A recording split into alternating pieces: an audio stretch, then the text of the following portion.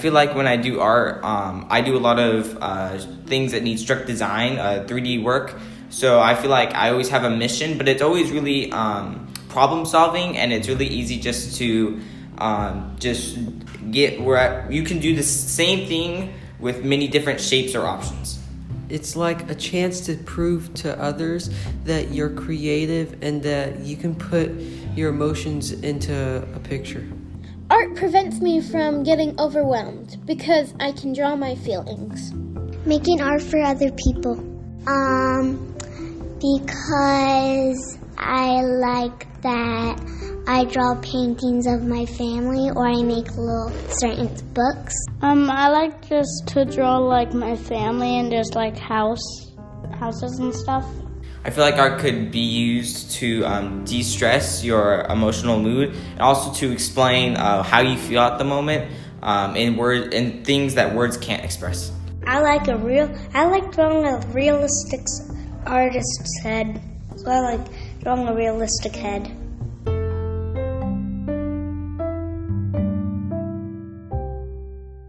The state of California requires that we both include an arts education in our program and that we integrate art. But we would do it anyway, wouldn't we? The anchor standards and artistic processes we are to teach include providing opportunities for students to create, perform, present, and produce art. There is a requirement that we ask students to respond and connect to other works of art and interpret meaning. But we do this too because as educators, parents, and other people who work with children and adolescents, we know intuitively that integrating art in some form or another adds an aesthetic that is too often missing in the business of the world. But art is more than a sketch pad and a paintbrush. It's more than what you might remember from your own art history class from high school or college, more than a study of the masterpieces. Art includes not only the visual arts, but theater, dance, music of all kinds, and media arts. I'm Sandra Hammond, and this is a subject close to my heart. My teaching credential includes a concentration in children and the arts, and I integrate art as much as possible at every grade level whenever I can. Today I've asked a few staff who also teach or integrate art here to weigh in on why they do what they do. Brooke Llanos received her credential from Fresno State alongside our principal, Nancy Garcia, and she began homeschooling in 2009. She has 2 daughters, one now graduated, and one who is in the 11th grade. She has been teaching our TK through first grade enrichment class for 6 years now, and also middle school art. In addition to all of that, she coaches a high school climbing team. Brooke, I know you wanted to talk a bit about art as a way to help build confidence in students who might otherwise be struggling, and specifically with the visual arts. Yeah, thank you for this opportunity. I too am very passionate about art, and I absolutely love to see what it does in our students. This 2 years ago, I was asked to do middle school. And man, that has been such a joy. My older kids always tease me like, oh, you're teaching middle school. But I'm like, they're the greatest. You're missing out. And what I get to do with art in talking about confidence has been amazing because I get to see these kids who are very self-conscious at this age. They're, worried about what people think, and then we start talking about art and what they're going to do, and they feel challenged and can be frustrated, but by the time they're done, they're so proud of what they've created. And in our class, I'm very specific. You must say positive things about your own art and others, and getting to hear them encourage each other and even just look at what they've created, and it just builds this sense of confidence that I think oftentimes in junior high they're struggling with. And so they encourage each other, they build each other up, and sometimes it's like, oh, this isn't what I thought it was going to be, but just even in the process, I'm constantly reminding them, you're building, you're learning. This next time you do this, you'll be better. And I really see them take that to heart. I saw in the hallway, you had a lot of sculptures, and sometimes I walk by things like that are on the wall or in the hall, and I wonder if parents really know what went into this project. It looks like a lot of fun, the air dry things recently I saw, but what really was going on there with that sculpture project? So that is teaching them what a pinch pot is, which is a very basic clay technique that is taught if you do a ceramics class, and just getting the clay in your hands and connecting your brain with your hands. And what I had them do first was just sketch out a random monster, just whatever comes to your mind, something that I gave them some examples, because sometimes that's hard to just think of something, but they got really creative. And so then from their sketch, they had to learn how to create a pinch pot, and even that takes skill in learning how to have enough water with your clay and move it to make the shapes that you want. And then how do we construct this so it will hold together and be what their vision was. And so then they got to create these and paint them, and it was a lot of fun for them, and just a great process over multiple days, 3 different days. They had to, sketch it out, create it, paint it, and they were super excited with what they were able to create.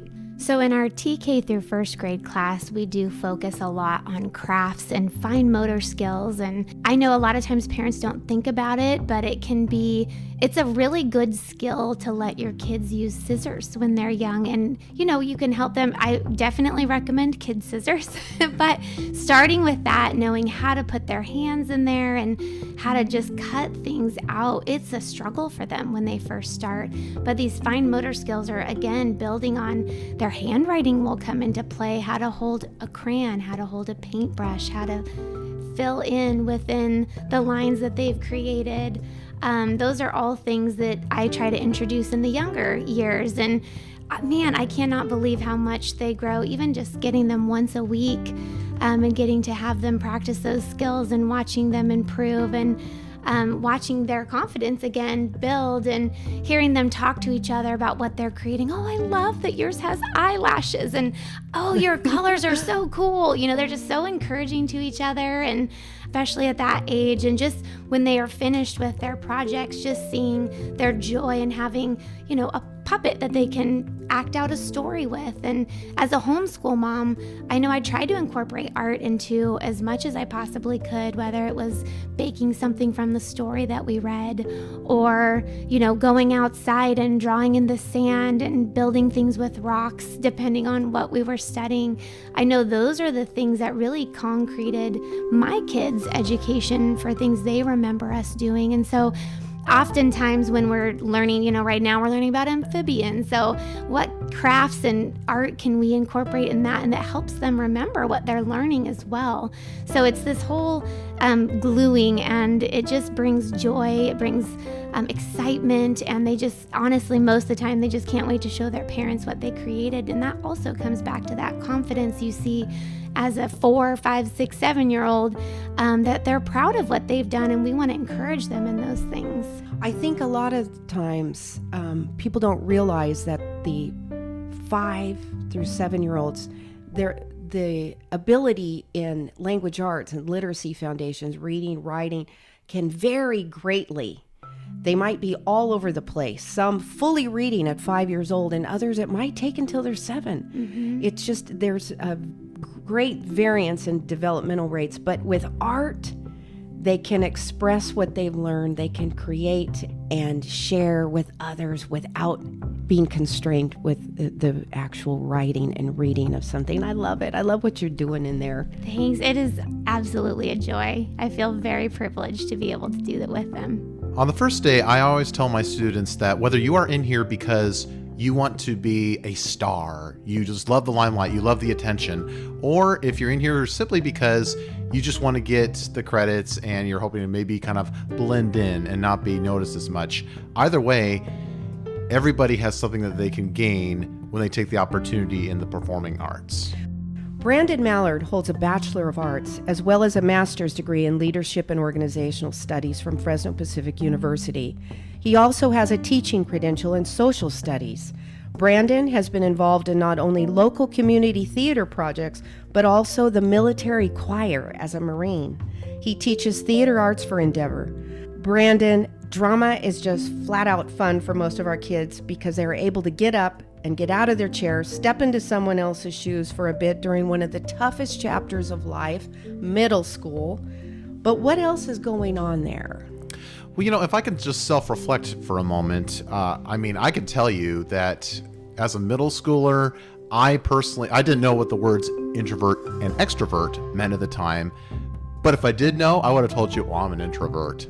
Because I had a lot of trouble with relating to my peers. I really felt like I couldn't do anything or say anything without being ridiculed or told oh, that's stupid, you're being stupid or something. And so I just kind of learned to keep to myself. And so one of the things that I've always done that I've always enjoyed was drawing. And that was something that I could just do on my own. Sometimes people would say, hey, that's really good. But I didn't feel like I could engage. And what's really interesting is that my favorite teacher that I've ever had was in junior high. And he told me as I was getting ready to graduate 8th grade, he said, you know what, Brandon, I think that you should go for drama when you get into high school. And at the time, I had no idea how he saw that. It's well, I know I laugh at your jokes, but still, what is it? I didn't understand. In hindsight, I get it. I can see what he saw. But I think that has made me more empathetic because when students come in and I can tell, they're nervous. They have the jitters. They're oh, I don't know if this is for me. I don't want to get up and make a fool of myself. But when they understand that, first of all, we're all doing this together. We're all doing the same thing. And honestly, if you're not participating, then that's actually even more awkward. And it's those kind of social skills that I think help bring out their confidence, as well as help spark that creativity and empathy, which is definitely something that they can take no matter what avenue or what direction they take in life, in the work, in their relationships.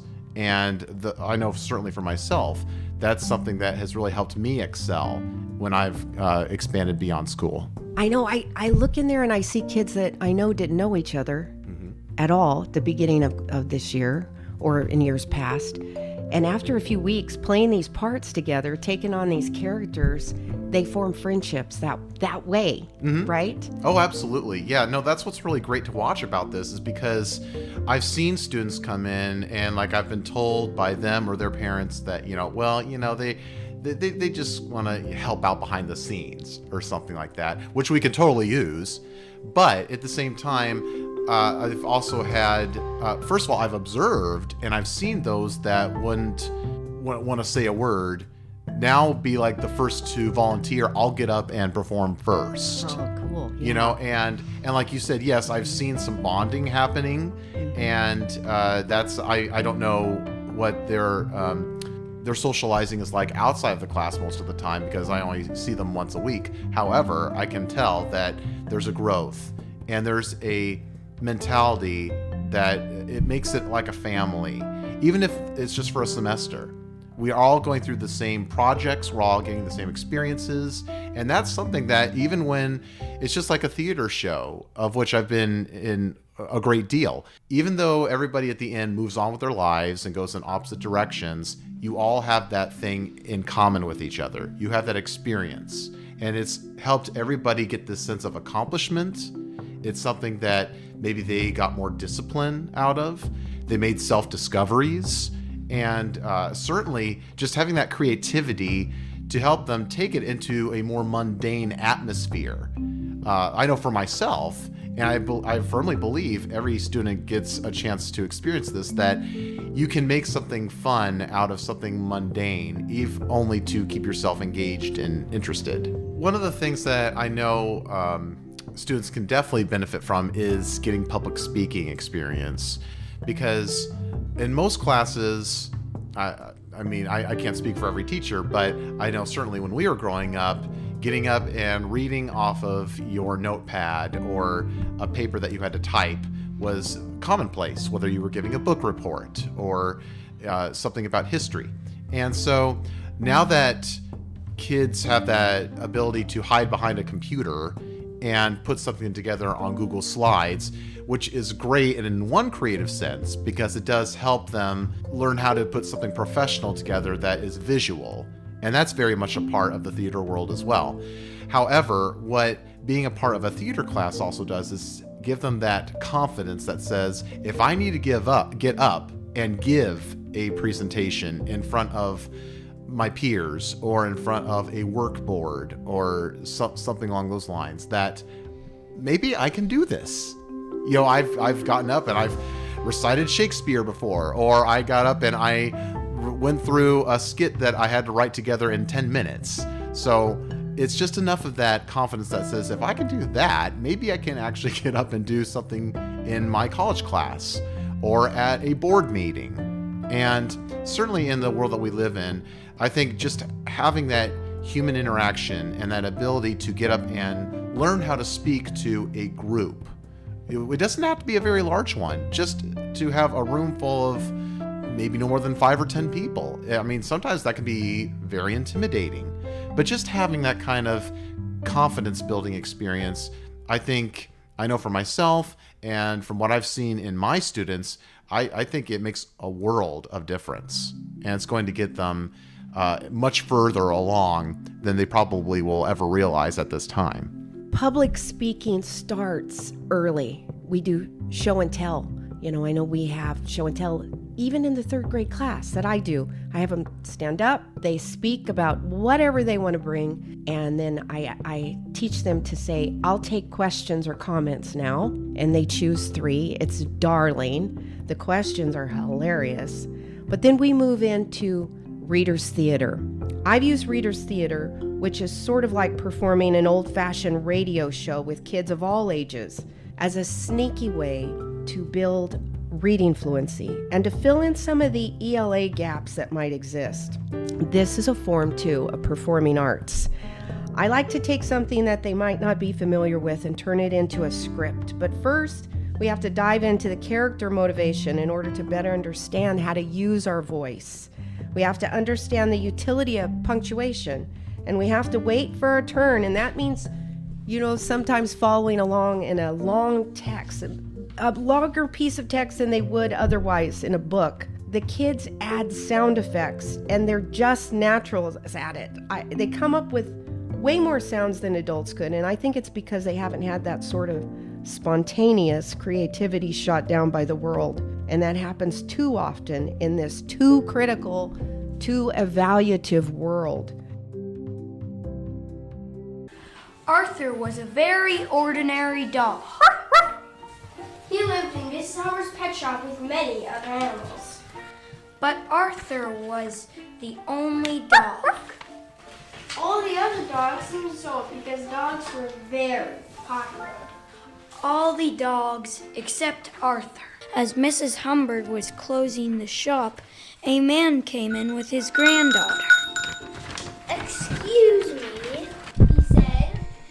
Melanie tells me that you have a rather extraordinary dog who performs all sorts of tricks. The only dog I have, replies Mrs. Humberg, is Arthur. There he is, Grandpa, in the window, cried Melanie. She rushed to pick up Arthur, who gave her the biggest, wettest, doggiest lick ever. At last, Arthur knew he had found a home. With an old pair of slippers to chew. We've touched on the visual arts and the performing arts, and now I have asked Renee Johnson, who we introduced you in another episode, to talk about the world of media arts. She couldn't join us this morning, so let's listen. When you think of media arts, do you think of computer science or computer programming? Most likely not. And when you think of computers, computer science, and programming, what does come to mind? Well, maybe you think about the technical aspects, like what's involved with the hardware or writing lines and lines of code, which may need to be debugged sometimes in order to work correctly. Well, that can be scary, but I've found that computer science can be fun. It can be creative. It's a way to express yourself or tell a story. I've had students reluctantly take my class, maybe because mom or dad wants them to learn about computer science because they think it's important. Eventually, that student ends up super excited when they see what they can create on the screen with just a few lines of code, waving their hand in the air saying, Mrs. Johnson, look what I made.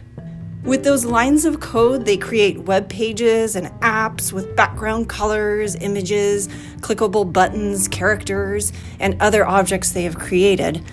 They move them around the screen, interacting with the user and the other elements on the screen. Then they use the lines of codes to express themselves, to tell a story, to fight for a cause, or create a game for entertainment. An extra benefit is a chance to connect math to computer science too. They use a grid to place objects on the screen, very similar to the coordinate plane. In math, they use counters for adding, subtracting, multiplying, dividing to keep track of points or iterations of a loop. They use inequality symbols for tracking numbers and words in a list.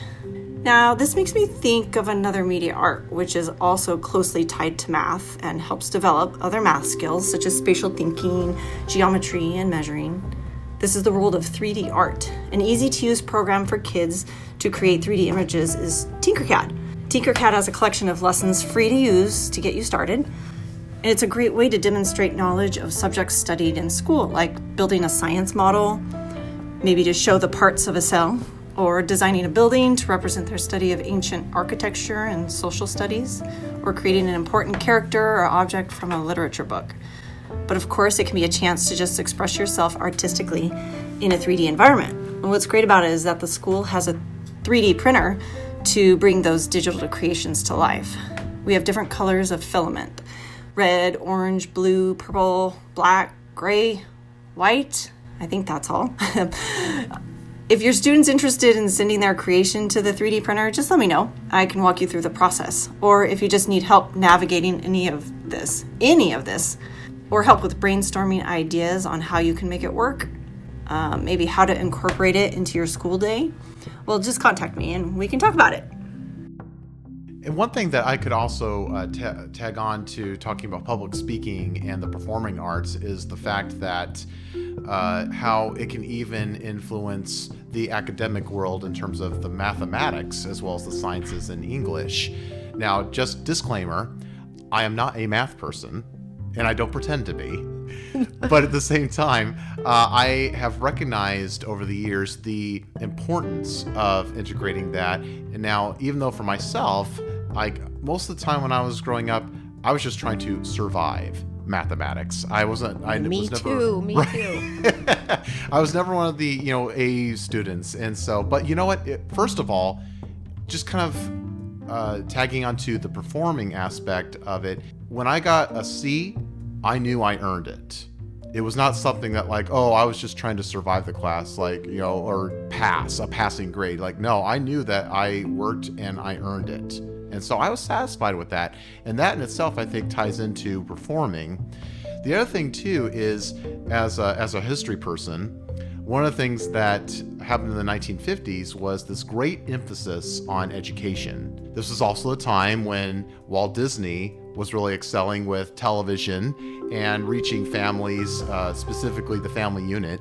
And he wanted to help inspire children to excel in the sciences and the mathematics. One of the videos that was produced at that time, which I know has probably been cycled over and over since then, was a video called Donald Duck in Math Magic Land.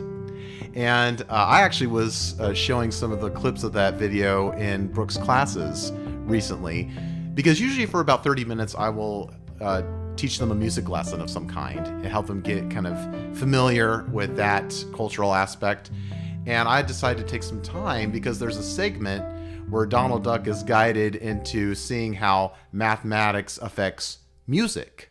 Even back in the ancient times when the Greek philosophers and the mathematicians were tinkering around, and they were able to excel in figuring out the scale, do do do do do do do do do do, and of course, for somebody as simple as Donald Duck, it's like, wow, there's a lot more to math than 2 times 2. So he sees how mathematics uses shapes that influences architecture as well as the statues that a lot of the ancient civilizations had constructed that we look at now and go, ooh, what a work of genius, as well as how it's incorporated in games. Baseball, football, basketball, even chess or hopscotch. And these are things that, Statistics. Yes, kids absolutely, flock to these things that they don't even recognize at first, the mathematical equations of what they're engaging in. But see, my point is that creativity helps show how innovative, and by the end of this particular special with Donald Duck, he's realizing that you can take these images, these shapes, these equations, and construct something completely new. And that's really what Walt Disney was trying to help promote at that time, and I think has since gone on, that kids can learn these simple concepts that might seem mundane, but in the end, it's the alphabet that will help them create something entirely new and innovative. Know that many of our high school students are earning credits through classes or lessons they are taking privately, in addition to the art classes we offer here on site. It is possible through our unique elective program. I'll end here where we began, with a quote from the California Arts Framework, where lifelong goals for arts education are listed. It reads, "Artistically literate citizens find joy, inspiration, peace, intellectual stimulation, meaning, and other life-enhancing qualities through participation in the arts." Art adds joy to the day, and isn't that important enough? Thanks for joining us today, Brandon, Brooke, Renee. Thank you for having us. I feel like art should always be a part of education. How I feel when I do art projects is like, I feel like I kind of have so much power in it to be able to do whatever I feel in my brain what I want to do. I can draw some dinosaurs and, Jurassic Park. Because art can be a way to express your creativity. I think to draw people in love. Kind of a free feeling, like when you're running in a field, you feel like you could do anything. You feel like you could fly. But when you're doing an art project, there's no limitations. Or to release emotions.